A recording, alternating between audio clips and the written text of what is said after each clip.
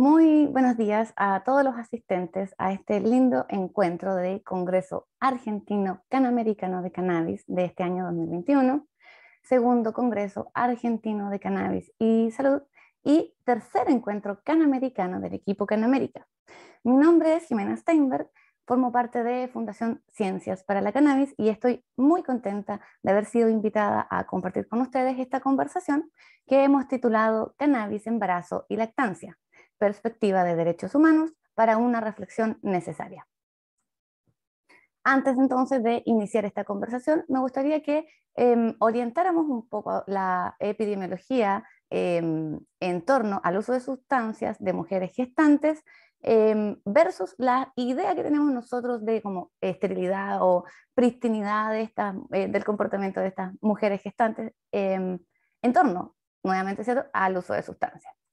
¿Qué es lo que podemos ver? Si bien es cierto, en este trabajo la muestra no es muy grande, ciertamente nos puede orientar más o menos a ver esta distonía que existe entre la idea que tenemos del uso de sustancias de mujeres que están gestando y la realidad del uso de sustancias. Toda vez que vemos que el 47% de la población consultada acerca del uso de solamente tres sustancias, cannabis, alcohol y tabaco, indican no ser usuarias de ninguna de ellas durante el embarazo, mientras el 53% de ellas sí efectivamente declara ser usuaria de al menos una de ellas.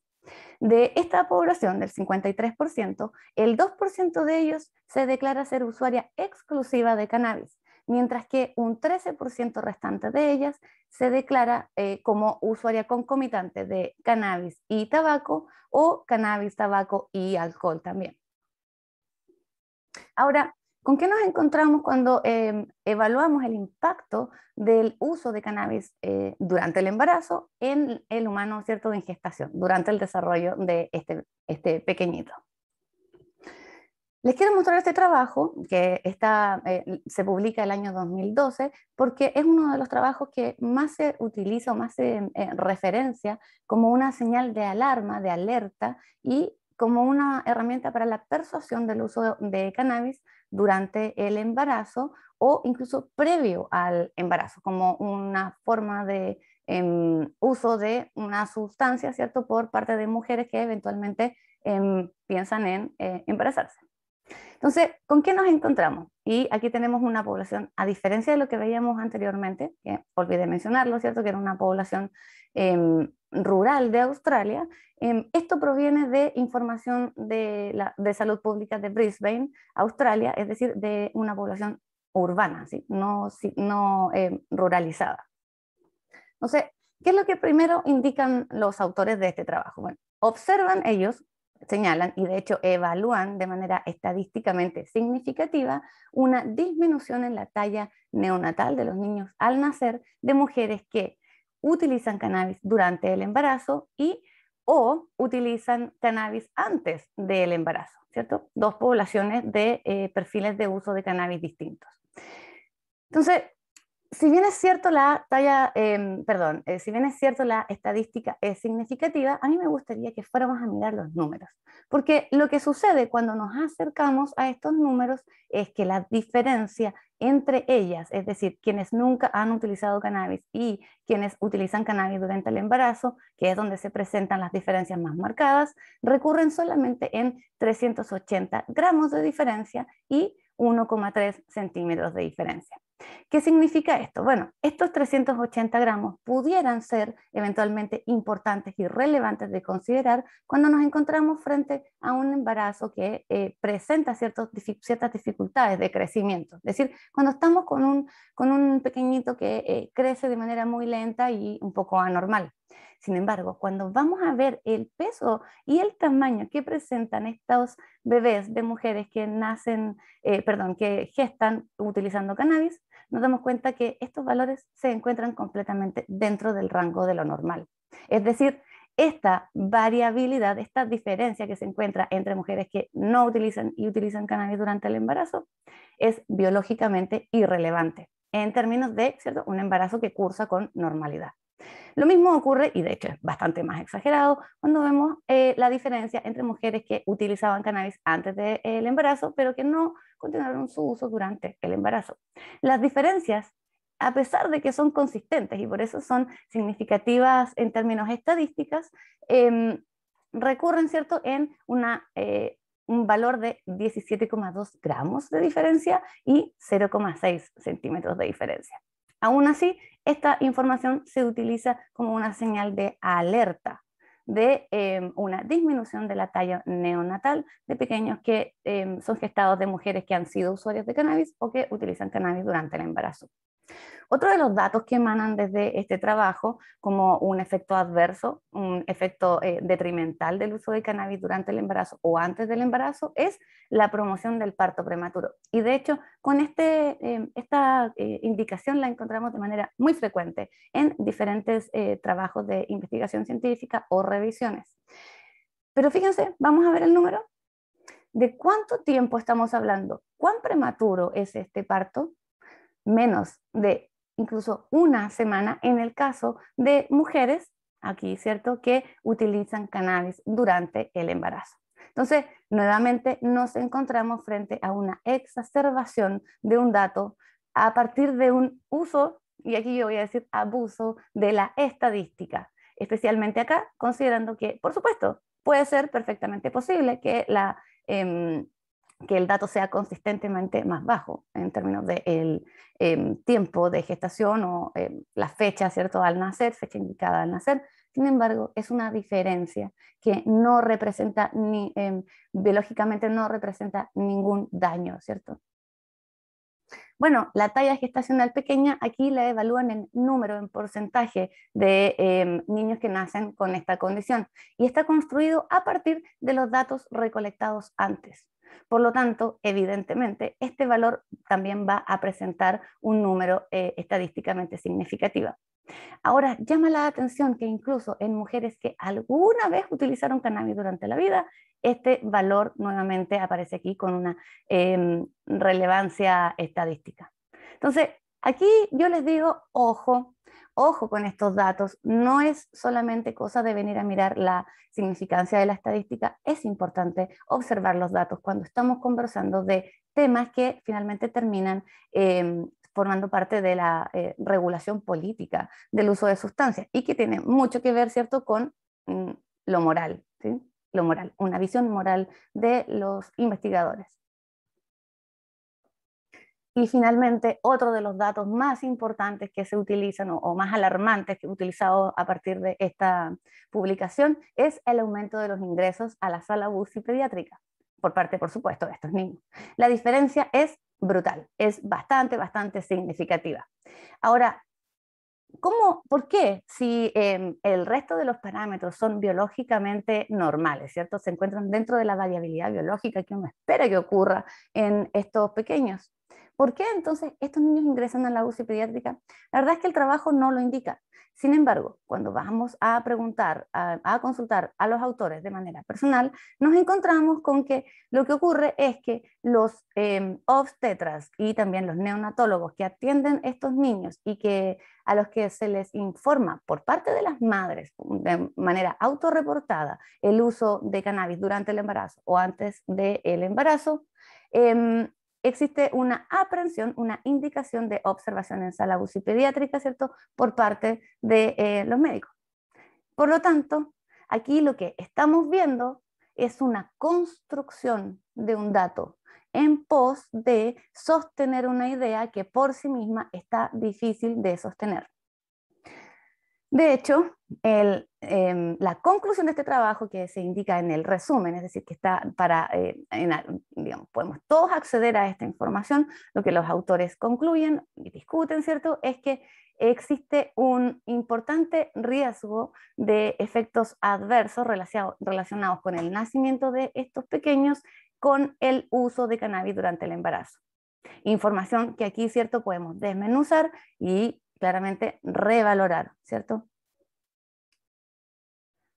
Ahora, Vamos a ver, por ejemplo, este trabajo que es del año 94, es una población más bien pequeña, pero es bastante interesante porque esta es una población de usuarias intensas de cannabis, porque provienen o forman parte de una comunidad rural de Jamaica cuya cultura utiliza de manera muy frecuente la cannabis, ya sea antes de embarazarse, durante el embarazo, durante el parto incluso y durante la gestación. Entonces, lo que hacen acá los autores de este trabajo es evaluar diferentes parámetros de comportamiento y de cognición de los niños al mes de haber nacido.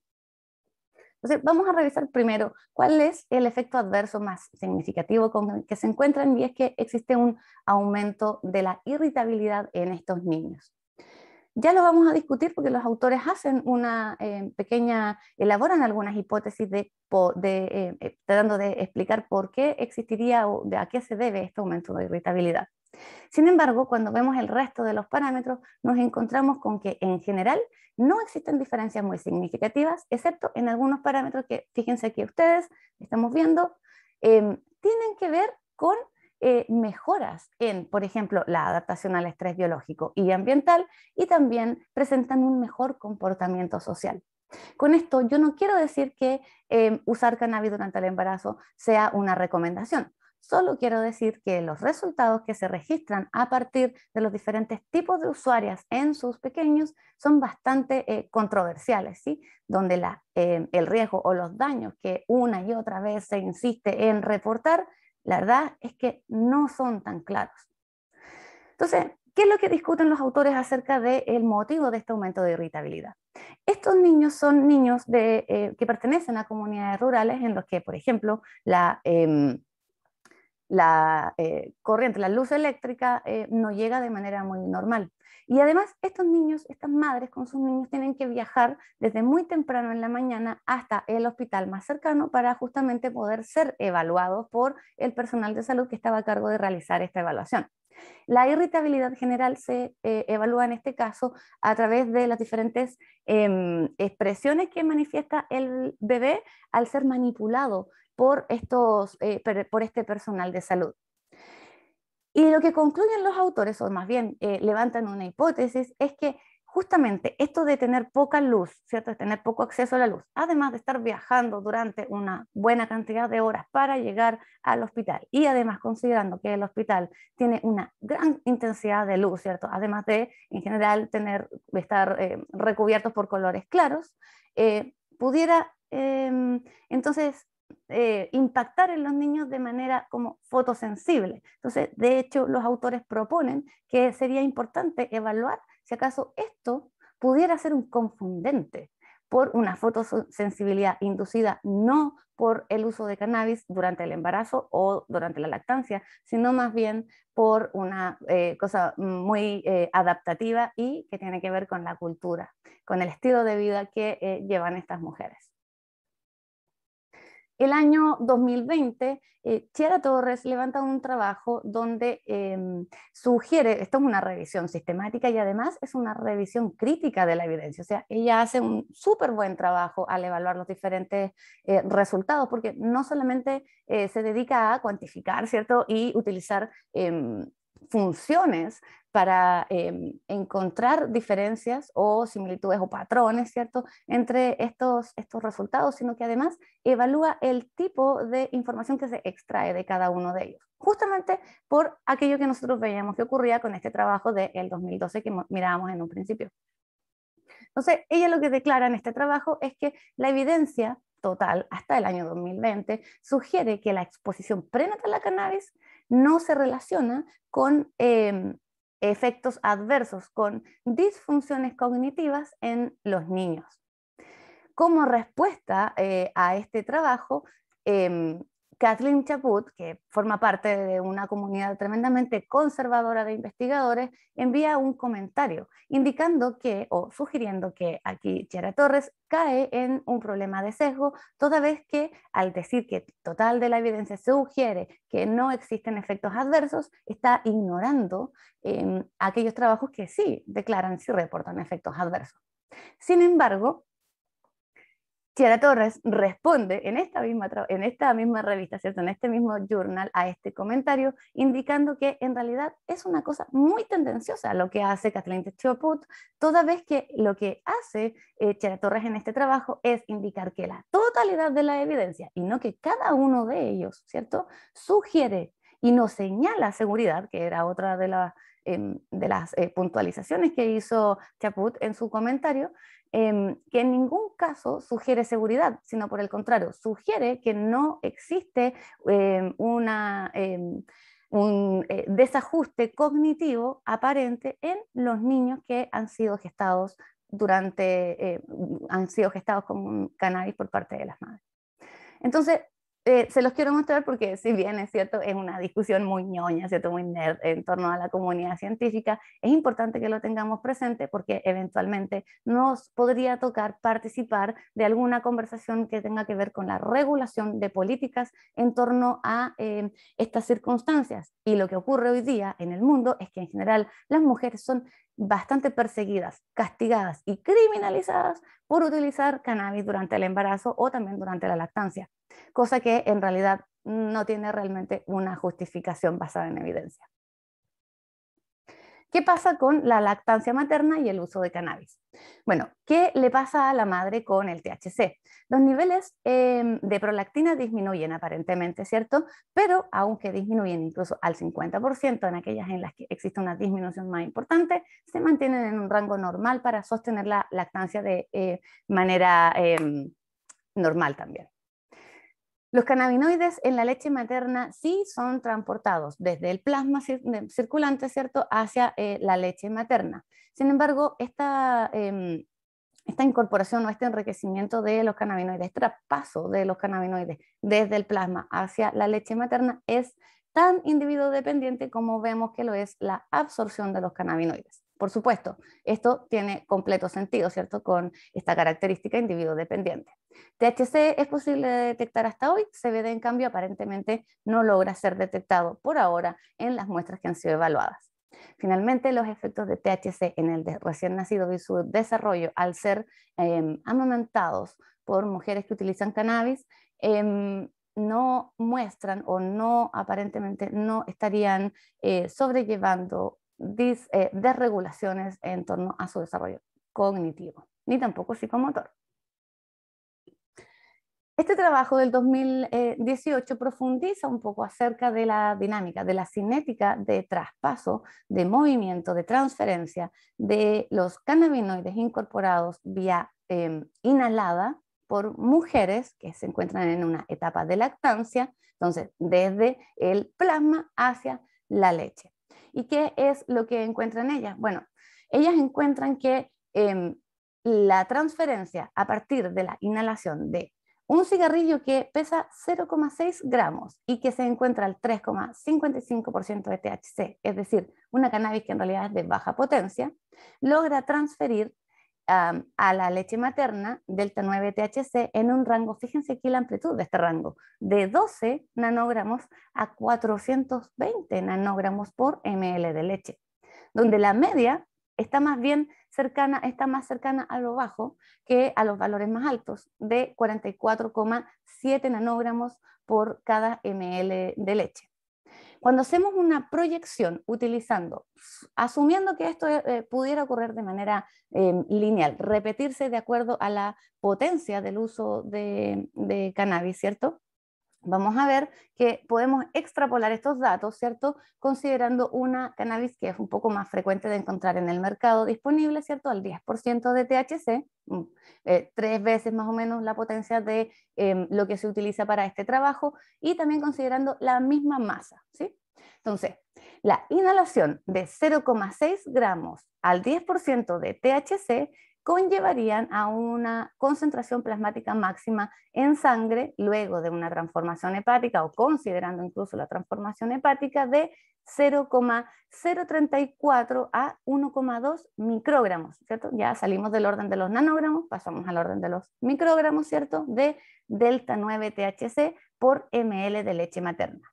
Ahora, ¿quiénes van a estar en estos rangos? En el rango más pequeño, quienes sean menos sensibles a cannabinoides o que presenten una metabolización hepática más rápida, y las que presentan un mayor grado de concentración en leche van a ser quienes van a ser más sensibles o tengan una metabolización hepática más lenta. Entonces, aquí tenemos a ambos tipos de ellas y ahora, considerando cuánto es más o menos lo que no lo sabemos, pero esto es solamente una proyección de acuerdo a los datos que se encuentran disponibles acerca de la psicoactividad percibida por jóvenes y adolescentes, ¿cierto? No podemos hacerlo con infantes. El uso de cannabis, particularmente de la concentración de THC, podemos decir que un infante de 3,4 kilogramos de peso tendría que incorporar 0,45 miligramos de delta 9 THC vía oral. Recordar que la vía oral es 3 a 2 veces menos eficaz que la vía inhalada a la hora de incorporar cannabinoides, ¿cierto? Para sentir los efectos psicoactivos.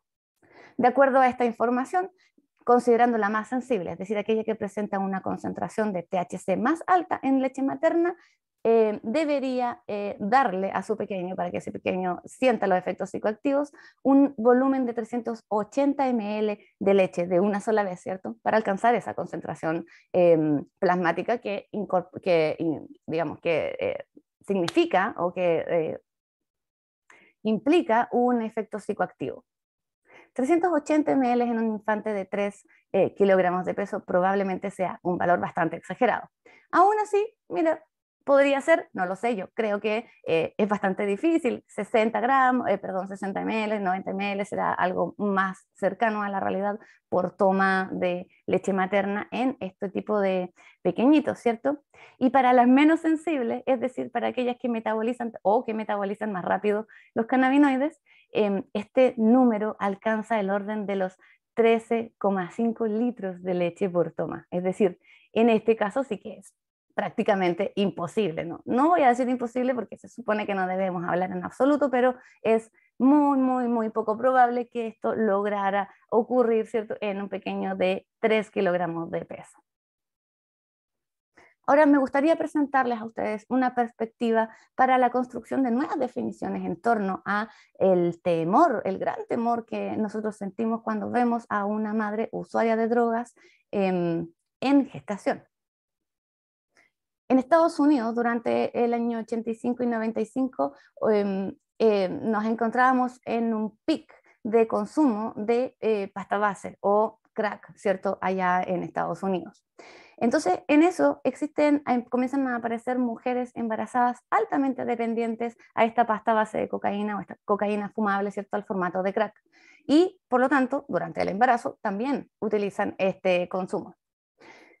Entonces, los niños que nacen de estas madres presentan un fenómeno que se llama síndrome de abstinencia a crack, síndrome de abstinencia a cocaína, que se manifiesta como una serie de perturbaciones de su normalidad, ¿cierto? Incluso nacen algunos de ellos bajo peso por esta exposición gestacional a pasta base de cocaína, o sea, un uso que los lleva a generar dependencia in útero a cocaína.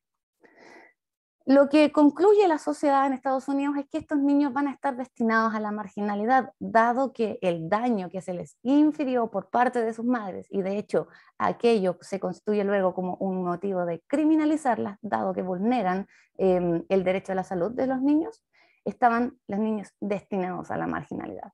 De hecho, pierden incluso bastantes beneficios sociales que tienen que ver con la educación, con el acceso principalmente a la educación, justamente porque básicamente el gobierno no cree que ellos van a ser capaces de superarlo.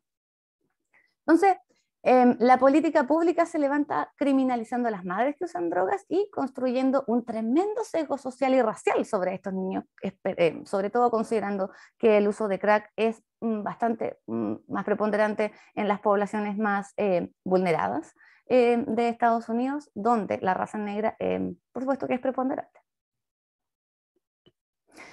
En este sentido, ¿qué es lo que podemos nosotros saber acerca de los hallazgos en recién nacidos, entre 1 y 9 días después de nacer, en términos de su morfología o sus características cerebrales?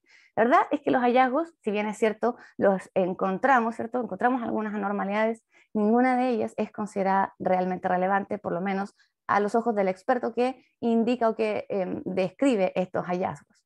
Una ecografía transfontanelar muestra los hallazgos más importantes, donde aproximadamente el 34% de las mujeres que utilizaron crack o pasta base de cocaína durante el embarazo reportan hijos o tienen un hijo, ¿cierto?, con este tipo de características. A continuación, en los siguientes años, aparece esta tremenda y referente, en mi caso, médica, que se llama Hallam Hurt. Es una neonatóloga del Hospital de Niños de Filadelfia, que cuando se encuentra con esta tremenda ridiculez, este tremendo sesgo, este tremendo clasismo que discrimina a los niños que nacen de mujeres que utilizan crack porque tienen una dependencia a esta sustancia durante el embarazo, hace un seguimiento de estos niños, porque a ella le parece que quizás esto que se levanta como una idea pudiera no ser tan así. Entonces hace un seguimiento bastante largo a los niños, los sigue durante, bueno, más de 8 años. Aquí les muestro un trabajo donde ella evalúa el coeficiente intelectual de estos niños en 4, 6 y 8 años de edad, encontrando que en realidad estos son valores bastante normales cuando se los compara con sus pares, ¿sí? Además, a los 12 años hace una evaluación más importante en términos de las funciones tanto ejecutivas como no ejecutivas que presentan estos niños que fueron gestados con pasta base, ¿cierto?, por parte de sus madres, y no solamente eso, sino que también manifiestan, esos son crack babies, porque manifiestan síndromes de abstinencia post nacimiento. ¿Y con qué nos encontramos acá? Fíjense que en ninguno de estos parámetros estos niños presentan diferencias importantes respecto a sus pares. Entonces, ¿cuál es la conclusión que podemos sacar de ahí? Bueno, no se logran observar efectos deleterios neurocognitivos a largo plazo como resultado de la exposición gestacional a pasta base o crack de cocaína. ¿Qué cosas sí impactan el desarrollo neurocognitivo infantil? Bueno, aquí nos encontramos, por ejemplo, que la estimulación en la niñez temprana es bastante determinante en el desarrollo del lenguaje. Y de hecho es lo que observamos acá. En la medida que mejoramos la estimulación ambiental, el lenguaje también, o el desarrollo de las habilidades del lenguaje, ¿cierto?, también lo logran. Esto no solamente es posible de conseguir en el hogar propio, sino que también debería ser algo que deberíamos incorporar de manera urgente como una medida en los institutos o centros que acogen a niños que no, por algún u otro motivo, no pueden convivir en el hogar con sus padres y sus familias. ¿Qué otro factor impacta? La presencia, y esto me parece muy interesante de conversar, la presencia y el apoyo de un cuidador amoroso. No solamente un cuidador que se preocupe de abastecer con los recursos materiales necesarios, sino que también entregue calidez, amor y contención a los niños. Nos encontramos con que la memoria, por ejemplo, es un factor que se ve tremendamente enriquecido cuando nos encontramos en presencia de un cuidador amoroso. Lo mismo que conversamos anteriormente, este cuidador amoroso puede estar presente tanto en el hogar como en los institutos o centros que acogen a niños que no pueden por algún u otro motivo convivir con sus padres en su hogar. En este sentido, nuevamente, insisto en la urgencia de incorporar estas variables, estos factores en los cuidadores que se encuentran presentes en estos institutos y en estos hogares, ¿cierto?, de acogida de estos niños. El estrés y la nutrición de las madres gestantes, por supuesto que también impactan de manera súper relevante al desarrollo infantil. Los efectos del estrés psicosocial de la madre y la nutrición prenatal, por supuesto, es importante que lo tengamos presente, dependen absolutamente del contexto. Influyen simultáneamente en ambos, en los niveles fisiológicos tanto de la madre como del hijo. Y por lo tanto, no podemos dejar de hablar de ellos, no podemos dejarlos de lado sabiendo que realmente significan un impacto importante en el desarrollo de los niños. De hecho, solamente un evento importante de estrés en las madres que levanta el cortisol a niveles bastante altos se relacionan con un desarrollo mental disminuido cuando se evalúan niños de 12 meses. ¿Qué tipo de estrés, por ejemplo, es del que estamos hablando? Un evento natural, un fenómeno natural, qué sé yo, inundaciones, incendios, algún fenómeno natural como un terremoto, ¿cierto? Que genera un estrés importante sobre una madre que se encuentra en gestación. Y justamente cannabis sabemos que contribuye al manejo del estrés, no solamente por lo que ya sabemos, ¿cierto? Que mejora la comunicación entre la amígdala del cerebro, estructura, ¿cierto? Amígdala del cerebro y la corteza prefrontal, sino que también disminuye la respuesta en términos de secreción de cortisol como respuesta al estrés. Entonces, ¿con qué nos encontramos? Por un lado, contribuye a la regulación de habilidades afectivas y un amplio espectro de la modulación de sociabilidad, no solamente en adultos, sino que también pudiera ser esto pudiera ocurrir en los niños, ¿cierto? Y también la moderación de la producción de cortisol frente a situaciones de estrés. Entonces, es un factor, de este modo podríamos considerar que la cannabis pudiera funcionar como un factor o una herramienta de protección neuropsicosocial frente al estrés de las madres que se encuentran en gestación. Además, el apego sabemos que es fundamental entre la madre y el hijo, o el padre en el caso de las madres ausentes, ¿cierto? Y el hijo, para moderar el impacto negativo del estrés gestacional sobre los niños. Y en este sentido, medidas como la separación de una madre con su hijo, de una madre con su hijo, por ejemplo, políticas de regulación de drogas, donde se las considera vulnerando el derecho a la salud de los niños por ser usuarios de sustancias, es bastante más detrimental que permitir que estas mujeres se queden con sus pequeños, ¿sí? Solamente para que lo enlacemos con esto del acceso a la nutrición adecuada de las madres en prenatal, ¿cierto? En la etapa prenatal, y también a evitar un estrés emocional, por ejemplo, producto de una complicación económica, es que les quiero mostrar este trabajo donde evalúan una matriz de 25 factores determinantes de mortalidad prematura en el mundo. Y lo que encuentran, fíjense aquí, muy interesante, es que respecto a las personas que tienen bajo ingreso, bien, cuando comparamos los ingresos bajos y altos de recursos en las diferentes familias, nos encontramos que un bajo estatus socioeconómico es un factor importante de riesgo para la mortalidad prematura. Entonces, si consideramos que el contexto y la cultura no son importantes, o que por lo menos son menos importantes que incluso el uso de cocaína prenatal, una frecuencia de cocaína prenatal in útero tan importante que genera una dependencia que se manifiesta con síndrome de abstinencia en estos niños luego que nacen, vemos que en realidad el enfoque de nuestras políticas públicas necesita una reflexión profunda. Las circunstancias socioeconómicas son parte determinante de la expectativa humana. Por lo tanto, esta problemática necesariamente tenemos que abordar y debe ser supervisada por políticas de salud tanto locales como globales.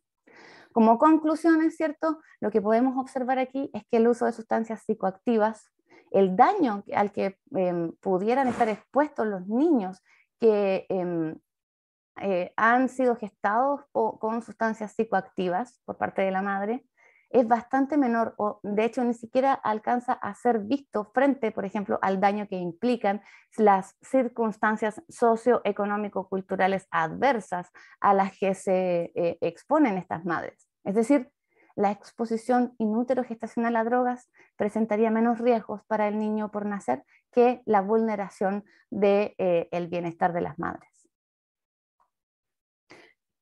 Me gustaría compartir con ustedes esta reflexión que realiza Paltrow, Cohen y Carey el año 2000 en un trabajo que levantan justamente a partir de estas prácticas punitivas de mujeres que son usuarias de drogas, donde indican que la intervención judicial basada únicamente en controles que evidencian el consumo de drogas durante el embarazo constituye una importante vulneración a la integridad de la familia, los derechos de la mujer y los derechos del niño, y no debe producirse sin pruebas que demuestren que el entorno familiar del niño es riesgoso. Esta norma debe resguardar los derechos reproductivos tanto de la mujer como proteger a los niños y la integridad de la familia.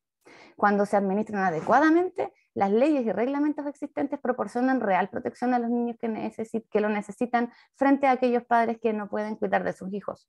Los servicios de protección, incluyendo un tratamiento adecuado y completo para manejar el abuso de drogas, deben ser apoyados y estar completamente disponibles para todas las personas y familias que lo deseen y así lo necesiten.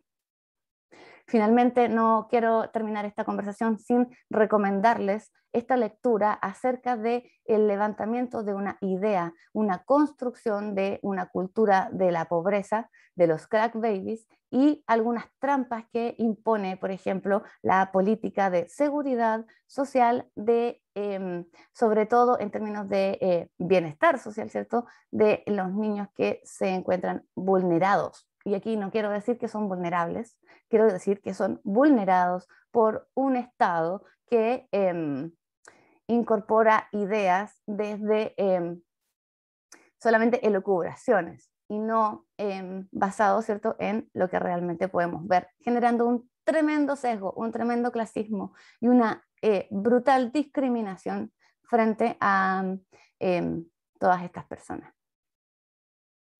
Muchísimas gracias por su tiempo y recuerden que las palabras de Albert Schweitzer, hasta que el hombre no incluya en su círculo de compasión a todos los seres vivos, ciertamente no seremos capaces de encontrar la paz. Muchísimas gracias, me despido, un abrazo a todos.